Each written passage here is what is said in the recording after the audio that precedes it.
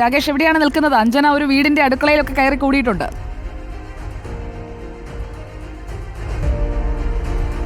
സുജയ, ഞാനിപ്പോൾ നിൽക്കുന്നത് നമുക്ക് രണ്ട് സൗകര്യങ്ങളാണുള്ളത്.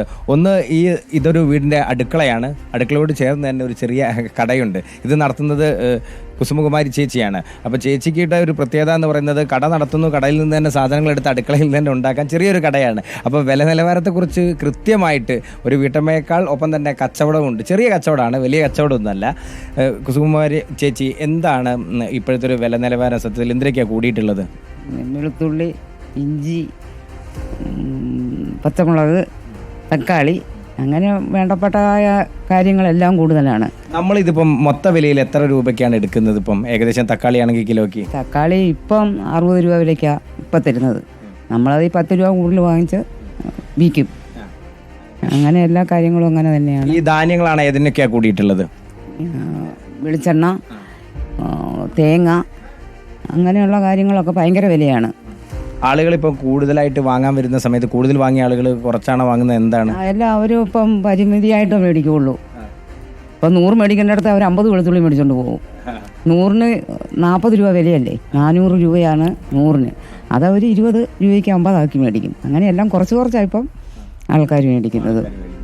ഒപ്പം തന്നെ നമ്മുടെ രഞ്ജു ചേച്ചി ഉണ്ട്. രഞ്ജു ചേച്ചി, എനിക്ക് തോന്നുന്നു ഈ വീട്ടിലെ അടുക്കള ഇപ്പം അമ്മയാണ് ഈ കച്ചവടം നടത്തുന്നതെങ്കിൽ അടുക്കളയിൽ നിങ്ങളായിരിക്കും കൈകാര്യം ചെയ്യുന്നുണ്ടാവുക. അപ്പം ഈ കടയിൽ നിന്ന് സാധനങ്ങൾ എടുക്കുന്ന സമയത്ത് കുറച്ചെടുത്താൽ മതി, വില കൂടുതലാണെന്ന് പറയാറുണ്ട്.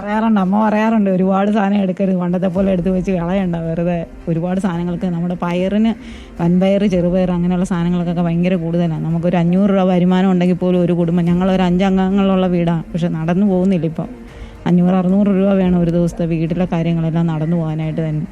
നമുക്ക് ഈ കച്ചവടമുള്ള ഒരു സൗകര്യം ഉണ്ടല്ലോ, ഏത് സാധനമാണ് വില കൂടുതലെന്ന് നോക്കിയിട്ട്. അപ്പോൾ അങ്ങനെ ഈ കുക്ക് ചെയ്യുന്നതിലേ, നമ്മൾ പാചകം ചെയ്യുന്നതിൽ അങ്ങനെ നോക്കാം. വെളുത്തുള്ളി തീരെ പരിമിതിയായിട്ട് അത്യാവശ്യത്തിന് മാത്രം വെളുത്തുള്ളി, സവോള ഉപയോഗിക്കുന്നത്. സവോളയൊക്കെ ചിലപ്പോൾ അരച്ചുമൊക്കെ എടുത്താണ് ഇപ്പം കോഴി അങ്ങനെയുള്ള സാധനങ്ങളൊക്കെ വിൽക്കുമ്പോഴത്തേക്ക് കോഴിയേക്കാളും ഇരട്ടി വില കൊടുത്ത് വേണം സവോള വാങ്ങിക്കാൻ. അതുകൊണ്ട് അങ്ങനെയാണ് ഇപ്പോൾ ഇപ്പോഴത്തെ സ്ഥിതി.